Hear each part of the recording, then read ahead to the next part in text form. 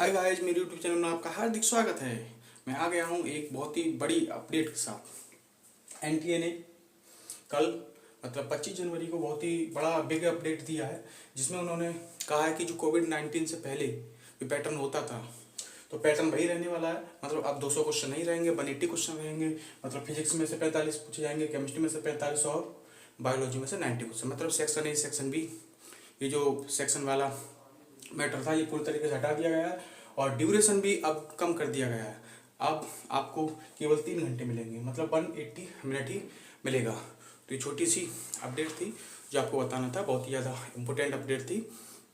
और बाकी जो है ये जो इस तरीके से होने वाला है। अब कमेंट में बताएं किसको कैसा लगा, ये अच्छा डिसीजन रहा, गुड डिसीजन रहा, क्या रहा। बाकी चैनल को सब्सक्राइब करें, शेयर करें ज़्यादा से ज़्यादा फ्रेंड के साथ।